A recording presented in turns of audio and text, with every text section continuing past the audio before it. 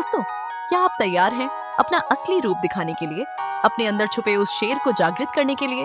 आज से शुरू होती है आपकी नई journey pro body line fitness के साथ। अस्सलाम वालेकुम, जय भीम।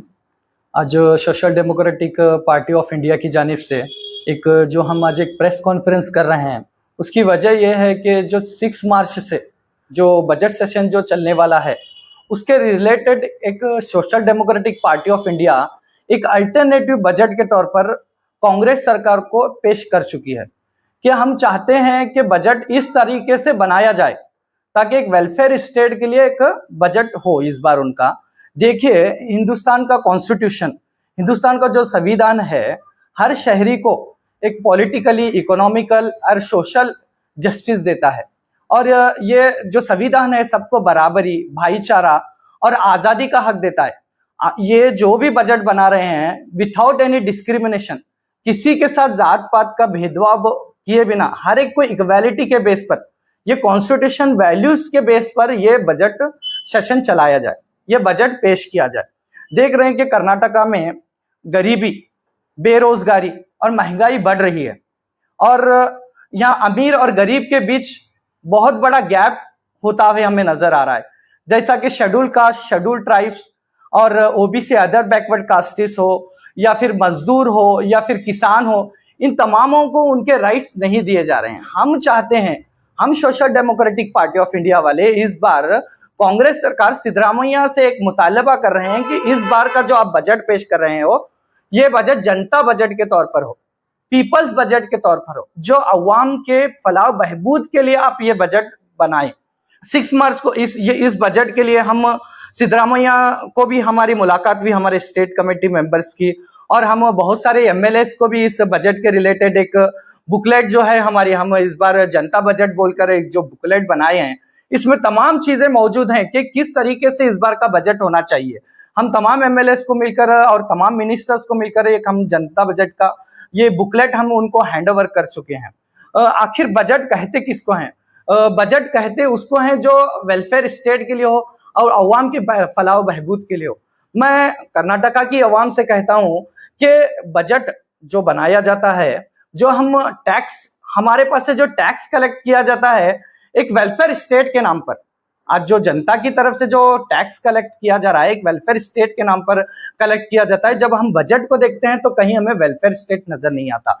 एसडीपीआई ने 17 सेक्शंस पर हुकूमत की तवज्जो दिलाने की कोशिश की है। इस बजट में 17 सब्जेक्ट पर हम इस कर्नाटका की कांग्रेस हुकूमत को तवज्जो दिलाने की कोशिश की है। उसमें हम मेन जो मैं अभी फर्स्ट जो टॉपिक पर बात करने जा रहा हूं, एजुकेशन और हेल्थ एक मोस्ट इंपॉर्टेंट टॉपिक्स हैं ये बजट सेशन में। इन सेहत और तालीम एक बहुत ज्यादा इंपॉर्टेंट फोकस करने वाले टॉपिक्स हैं। देखिए, कर्नाटका में बजट में सिर्फ 10 to 11% का हिस्सा एजुकेशन के लिए दिया गया था, एजुकेशन के लिए अलोकेट किया गया था। लेकिन social democratic party of India इस बार हुकूमत से मुतालबा करती है कि 20% हिस्सा, बजट का 20% हिस्सा एजुकेशन के लिए दिया जाए, क्योंकि हम देख रहे हैं कि आज गवर्नमेंट स्कूल्स की क्या हालत है। हम जब ग्राउंड में जब रिपोर्ट कलेक्ट करने के लिए उतरते हैं तो आज गवर्नमेंट स्कूल्स की क्या हालत है। वहां टीचर्स की कमी होने के बाइस बहुत सारे लोग अपने बच्चों को गवर्नमेंट स्कूल में एजुकेशन नहीं दिलाना चाहते। अपने बच्चों को गवर्नमेंट स्कूल की बजाय वो आज प्राइवेट स्कूल्स में अपने बच्चों को एजुकेशन दे रहे हैं। इसकी खास वजह यह है कि हमारे गवर्नमेंट स्कूल्स का इंफ्रास्ट्रक्चर पूरा टोटली वीक है, पूरे बिल्डिंग्स डैमेज है। ना वहाँ टॉयलेट की फैसिलिटीज मौजूद है, ना वहाँ ड्रिंकिंग वाटर की फैसिलिटीज मौजूद है, ना वहाँ पर सब्जेक्ट टीचर्स मौजूद हैं। ऐसे बहुत सारे प्रॉब्लम्स है गवर्नमेंट स्कूल का इंफ्रास्ट्रक्चर, ना वहाँ सही तरीके से क्लासरूम्स मौजूद हैं। इन तमाम रीजंस होने के बावजूद, इसीलिए तो आज लोग अपने बच्चों को गवर्नमेंट स्कूल्स की बजाय प्राइवेट स्कूल्स में तालीम दे रहे हैं। आज 62,500 62,500 टीचर्स के वैकेंसीज खाली हैं, लेकिन खाली होने के बावजूद भी आज उनको पूर्ण नहीं किया जा रहा है। इसकी वजह क्या है? मैं सरकार से पूछना चाहता हूं, 62,500 टीचर के वैकेंसी खाली होने के बावजूद भी आप इनको फिलअप नहीं करते, इसकी वजह क्या है? देखिए, वहां का आज आपको चाहिए कि एजुकेशन सिस्टम को मजबूत बनाया जाए। कर्नाटका में एजुकेशन सिस्टम को मजबूत बनाया जाए। जहां पर इस कर्नाटका में हमारा कन्नड़ा सब्जेक्ट लैंग्वेज होते पर भी आज एसएसएलसी के एग्जाम्स में कई लाखों बच्चे कन्नड़ा सब्जेक्ट में फेल हो रहे हैं। क्यों फेल हो रहे हैं? इसकी एक वजह है कन्नड़ा सब्जेक्ट का टीचर वहां अवेलेबल नहीं होने की वजह से कन्नड़ा सब्जेक्ट्स में फेल हो रहे हैं। स्पेशली खास तौर पर जब हम उर्दू स्कूल्स की हालत को देखते हैं, गवर्नमेंट उर्दू स्कूल्स की हालत को देखते हैं, तो हमें बहुत बड़ा अफसोस होता है कि ये गवर्नमेंट उर्दू स्कूल्स की हालत पूरी तरह से बदतर हो गई है। आज कहां है वो सेक्युलर लीडर्स जो मुस्लिम कम्युनिटी का वोट लेते हैं, 92% माइनॉरिटी का वोट लेकर एक हुकूमत बनाते हैं, तो उस 92% के मुतालबों को पूरा नहीं करते। आज गवर्नमेंट स्कूल के टीचर्स लेक्चरर्स को 90% सीट्स अवेलेबल हैं, तो वहां भी भर्तियां नहीं हो रही हैं। क्या वजह है कि उर्दू लेक्चरर्स के पोस्ट को फिलअप नहीं किया जा रहा है? हम हुकूमत से मुतालबा करते हैं कि हर डिस्ट्रिक्ट में एक मॉडर्न गवर्नमेंट स्कूल बनाई जाए। एसडीपीआई वालों का इस बार हुकूमत से मुतालबा है कि हर डिस्ट्रिक्ट में गवर्नमेंट मॉडर्न स्कूल बनाए जाए। लास्ट टाइम एसएसएलसी के रिजल्ट्स पर जब हम फोकस करते हैं तो रिजल्ट 2024 में 73.40% रिजल्ट थे, लेकिन इस बार 2025 में ये रिजल्ट गिरकर 66.14% हो गए। जब पीयूसी के रिजल्ट 2024 में 81% थे, जो अब 2025 में गिरकर 73.45% हो गए। ये रिजल्ट को हाई परसेंटेज की तरफ ले जाने के लिए हमारी सरकार को कोशिश करना चाहिए। आंगनवाड़ी से लेकर हम एसडीपी वाले डिमांड करते हैं कि आंगनवाड़ी से लेकर हायर एजुकेशन तक फ्री एजुकेशन प्रोवाइड की जाए। और जो आज हमारे बच्चे अगर तालीम से महरूम हो गए तो कर्नाटका कैसे तरक्की कर पाएगा? कर्नाटका अगर तरक्की करना है तो हमारे बच्चों को तालीमी याफ्ता बनाने की जरूरत है। आज हमारे एजुकेशन सिस्टम को स्ट्रॉन्ग करने की जरूरत है। आज बच्चे ड्रॉप आउट हो रहे हैं, एजुकेशन से ड्रॉप आउट हो रहे हैं। क्यों ड्रॉप आउट हो रहे हैं? क्योंकि प्राइवेट स्कूल में हाई फीस होने की वजह से आज हमारे बच्चों को एजुकेशन से, उनकी फाइनेंशियल कंडीशन वीक होने की वजह से आज उन्हें एजुकेशन से ड्रॉप आउट होना पड़ रहा है। आज प्राइवेट स्कूल एक मुनाफाखोरी के अड्डे बन चुके हैं। आपको पता है प्राइवेट स्कूल्स की इतनी हाई फीस होने के बावजूद, इतना हाई एक्सपेंसेस होने के बावजूद आज हमारे लोग वहां पर एजुकेशन दिलाने में नाकाम हो रहे हैं। देखिए कि एससी एसटी और ओबीसी और माइनॉरिटी स्टूडेंट्स के लिए फ्री कोचिंग सेंटर्स खोले जाएं, हम डिमांड करते हैं। और केएएस और यूपीएससी के प्रॉपर ट्रेनिंग दी जाए। आईएएस और केएएस के लिए बेंगलुरु में ट्रेनिंग होते हैं, सिर्फ बेंगलुरु में ट्रेनिंग होते हैं। हम चाहते हैं कि इसको जोन वाइज ट्रेनिंग सेंटर्स बनाए जाएं। एक बहुत बड़ा तबका आज हम जब कम्युनिटी में आज जब कर्नाटका एक ग्राउंड रिपोर्ट लेते हैं तो आज एक बहुत बड़ा तबका बेरोजगारी में मुलविस हो चुका है। एक बहुत बड़ा तबका अनएम्प्लॉयड हो चुका है। आज गवर्नमेंट को कुछ ऐसे इकदाम उठाने चाहिए जो हमारे कर्नाटका के यूथ को एक रोजगार दिला सके। आज एक रोजगार दिलाने के लिए उन्हें कोशिश करना चाहिए। और दूसरा टॉपिक जो हेल्थ को लेकर है, ये भी बहुत इंपॉर्टेंट टॉपिक है। हेल्थ के लिए 17,473 करोड़ 17,417 करोड़ रुपीस एलोकेट किए गए थे। मैं पूछना चाहता हूं सरकार से, क्या ये 17,000 करोड़ रुपए काफी हैं क्या हेल्थ के लिए? आज जब गवर्नमेंट हॉस्पिटल्स का सर्वे करते हैं तो वहां डॉक्टर्स अवेलेबल नहीं होते, वहां डॉक्टर्स की कमी है, वहां नर्स और स्टाफ का शॉर्टेज मौजूद है, वहां एम्बुलेंस और इमरजेंसी सर्विस को वीक किया गया है। आज हेल्थ हॉस्पिटल्स को, गवर्नमेंट हॉस्पिटल्स को मजबूत बनाने की जरूरत है। गवर्नमेंट हॉस्पिटल्स में लोग आना नहीं चाहते। इसकी खास वजह क्या है? क्योंकि वहां पर वो फैसिलिटीज मौजूद नहीं है जो प्राइवेट हॉस्पिटल्स में मौजूद हैं।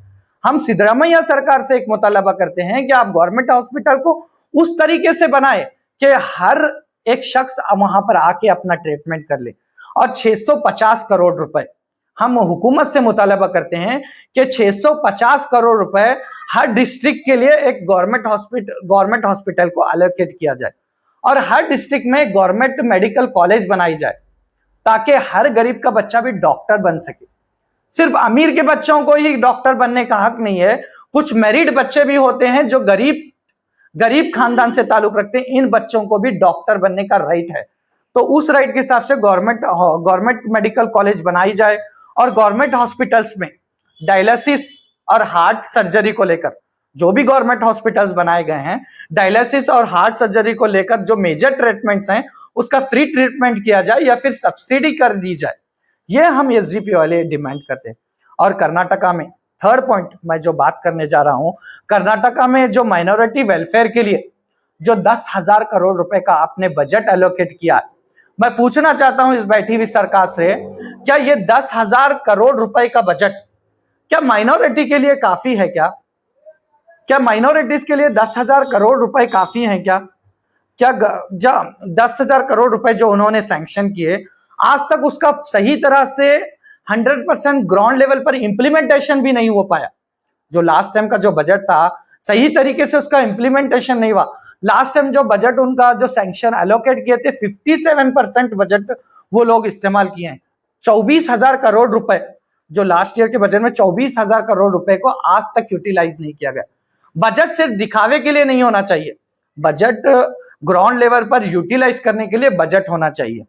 देखिए 2026 और 27 में जो बजट पेश करने जा रहे हैं, हम social democratic party of India की जानिब से कर्नाटक हुकूमत से मुतालबा करते हैं कि ये जो 10,000 करोड़ रुपए माइनॉरिटी के लिए जो बजट दिया जा रहा है, इसको बढ़ाकर 15,000 करोड़ रुपए हमें दिए जाए।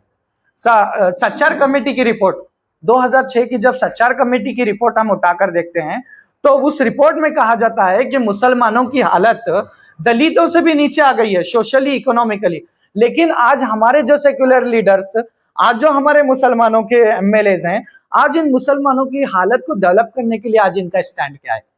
आज उस सच्चर कमेटी रिपोर्ट को इंप्लीमेंटेशन करने के लिए इनके पास क्या डाटा मौजूद था?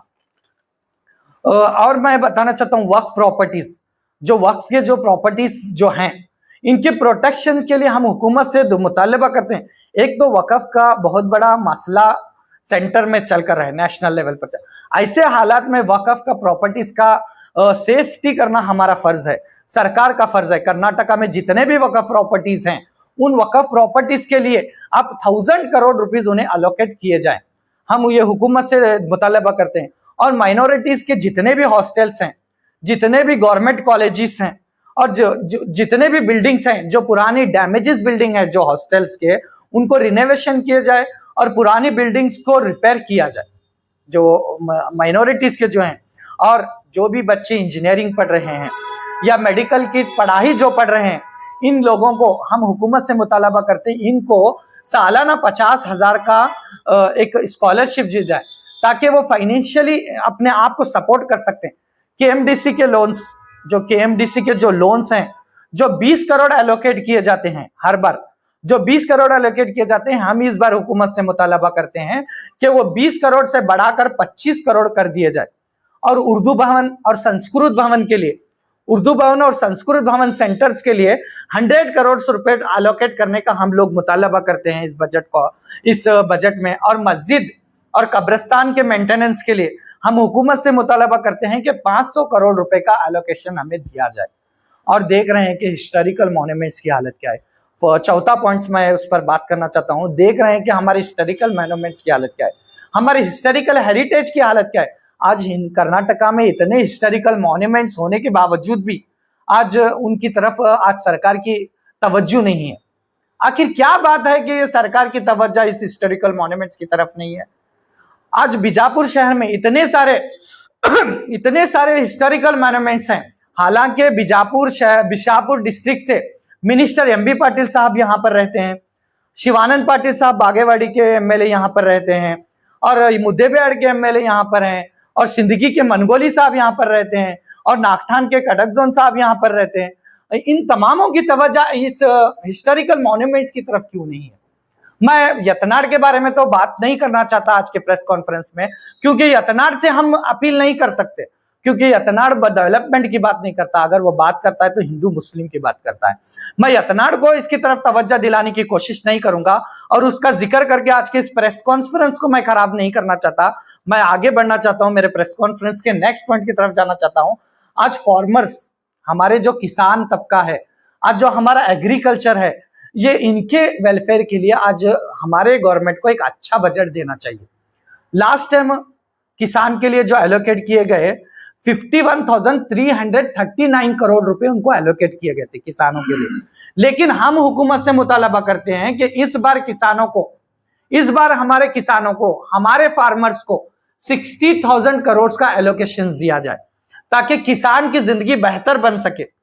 किसानों के जो पुराने कर्ज हैं, जो पुराने लोन्स हैं, उन्हें माफ कर दिया जाए और जो नए लोन्स वो जो ले रहे हैं उनको विदाउट इंटरेस्ट के लोन दिया जाए ताकि वो अपने फाइनेंशियल कंडीशन को इंप्रूव करें। इकोनॉमिक एम्पावरमेंट के लिए 6,000 करोड़ रुपीस एलोकेट किया जाए ताकि लोग स्मॉल बिजनेस करने के लिए उन्हें लोन दिया जाए और इन्हें सब्सिडी दी जाए। और जो लैंडलेस फैमिलीज हैं जिनके बेघर जो खानदान हैं उनको घर प्रोवाइड किए जाए, उसके लिए 500 करोड़ रुपीस अलोकेट किए जाए। और क्लीन और ग्रीन सिटीज के लिए 2,000 करोड़ रुपीस अलोकेट किए जाए। ये एसडीपीआई डिमांड करती है ताकि हिंदुस्तान देख सके कि कर्नाटका की खूबसूरती को लोग देख सके कि ये ग्रीन सिटीज बनाने में ये लोग सिद्धरामैया की सरकार कामयाब हो गई। यहाँ ग्रीन पार्क्स और ट्री प्लांटेशंस को के प्रोजेक्ट्स लाए जाए और चाइल्ड और वुमेन वेलफेयर के लिए अच्छा फंड दिया जाए और लेबर वेलफेयर के लिए जो लेबर तबका है, जो मजदूर तबका है, इनके लिए अच्छा वेलफेयर दिया जाए। जो लेबर तबका जो डेली बेसिस पर, जो डेली वेजेस पर काम करता है, जो अनऑर्गेनाइज सेक्टर्स में काम करते हैं, जो डेली वेजेस पर काम करते हैं, जो कंस्ट्रक्शन में काम करते हैं, इनको मजबूत बनाने का एक मिशन बनाया जाए। एक अच्छा कंपेंसेशन उनको देने के लिए फिक्रमंद कराया जाए। और आदिवासियों के लिए भी हम अपील करते हैं कि हुकूमत से उनके लिए भी एक अच्छा बजट लाया जाए। और एक हेवी इंडस्ट्रीज को लेकर 2025 से लेकर 2030 तक का एक मकसद बनाया जाए। एक मकसद बनाकर 7,30,000 करोड़ रुपए का इन्वेस्टमेंट करके 20 लाख लोगों को जॉब देने की आप कोशिश करें। और देखिए, आज हमारा बहुत सारा यंग जनरेशन बेरोजगार है। बेरोजगार होने के साथ साथ हमारा यूथ आज नशे में मुलविस है, आज ड्रग्स एडिक्टेड बन चुका है। आज हमारे यूथ को एक रोजगार देके इस ड्रग्स एडिक्टेड से दूर किया जाए। और हम हुकूमत से मुतालबा करते हैं कि एंटी ड्रग्स और सोशल अवेयरनेस प्रोग्राम चलाए जाएं। एक हेल्दी यूथ सोसाइटी बनाने की कोशिश की जाए। आखिर में मैं बोलना चाहता हूं हुकूमत से, बजट कहते उसको हैं, बजट किसको कहते हैं बोले तो बजट इसको कहते हैं जिसमें सोसाइटी का वेलफेयर हो, जिसमें अवाम के वो मुतालिबात पूरा किए जाए जो अवाम हुकूमत से मुतालबा कर रही है। आज social democratic party of India Siddaramaiah की सरकार, कांग्रेस सरकार से ये मुतालबा करती है और उसके साथ साथ ये उम्मीद भी करती है कि इंशाल्लाह इस बार सिद्धरामैया सरकार हमारे इस अल्टरनेटिव बजट की तरफ फोकस करेगी। और तमाम एमएलए से मैं गुजारिश करता हूं कि इस बजट, जनता बजट की जो बुकलेट है, आप इसको पढ़कर इस जनता बजट की तरफ तवज्जो करें। सिर्फ बजट अनाउंस करना काफी नहीं है, सिर्फ बजट को अनाउंस करना काफी नहीं, बल्कि बजट को ग्राउंड लेवल पर इम्प्लीमेंटेशन करना बहुत ज्यादा इंपॉर्टेंट है। आज बजट तो पैसा अलोकेट किया जाता, लेकिन पैसा रास्ते में करप्शन में फंस जाता। आप इस बात को याद रखिए, आप इस बात को ध्यान दीजिए, हमारा बजट का पैसा करप्शन में ना मुलविस हो जाए। और आपकी मॉनिटरिंग अच्छी होनी चाहिए, आपका मॉनिटरिंग मजबूत होना चाहिए, बजट का सही यूटिलाइजेशन होना चाहिए। बस मैं यही डिमांड कर्नाटक सरकार से करना चाहता हूँ। सरकार 5 गारंटी दे रही है, 5 गारंटी देने के बावजूद ये करना मुनासिब है? हाँ, 5 गारंटीज जो दे रहे हैं, हम जब बात कर रहे हैं तो हेल्थ की बात कर रहे हैं और हम एजुकेशन की बात कर रहे हैं। सरकार जो 5 गारंटीज जो दे रही है, करंट इलेक्ट्रिसिटी बिल करने से लोगों की मांगे पूरी नहीं होती। सिर्फ इलेक्ट्रिसिटी बिल आप फ्री कर रहे हो और या महिलाओं को 2,000 आप महीना में डाल रहे हो, तो इससे हमारे वो डिमांड्स पूरे नहीं होते जो हम चाहते हैं एजुकेशन को लेकर या हमारे हेल्थ को लेकर या आदिवासियों को लेकर। वो डिमांड्स आप पूरे करने में नाकाम हो जाएंगे अगर बाकी के डिमांड्स पूरी नहीं करेंगे तो अभी आपने बताया कि सिटी एमएलए को हम बोलेंगे नहीं, कुछ बोलेंगे, क्या वो नगर शासक नहीं है, इस नगर में ऐतिहासिक स्मारक नहीं आते हैं? हाँ, वो सिटी एमएलए जो हैं हमारे, जो बीजापुर सिटी के जो एमएलए हैं, एक कम्युनल एमएलए के तौर पर वो जाने जाते हैं, क्योंकि उनके बहुत सारे स्पीचेस में वो कह चुके हैं कि मैं सिर्फ हिंदुओं के लिए काम करूंगा, सिर्फ और माइनॉरिटीज के लिए वो काम करना नहीं चाहते। तो हम इसलिए उन्हें इस बार गुजारिश नहीं कर रहे क्योंकि आपको डेवलपमेंट के बारे में कुछ नॉलेज भी नहीं है और आप एजुकेटेड भी नहीं है, आपको उसके बारे में चर्चा करना भी नहीं आता, इसलिए हम उनसे बात नहीं करना चाहते इस बारे में। हाँ, जो हमारे एमएलए यत्नाथ साहब जो हैं, बीजापुर को एक क्या बोलते हैं, कौन सी सिटी, स्मार्ट सिटी का जो दावा कर रहे हैं, ये बिल्कुल पूरी तरह से झूठा वादा है। वो इस वादे में नाकाम है और वो पूरी तरह से नाकाम है। अभी बात आप करें जो माइनॉरिटीज के बारे में ख्याल रखते हैं, तो ये जेम रोड जो आती है माइनॉरिटीज के लिए आती है कि हिंदुओं के लिए आती है? फिर ये 2023 के चुनाव में ही 72 द्वारा ही बुद्धि पूजा करने शुरू की गई, बड़ी कमान का काम होता था।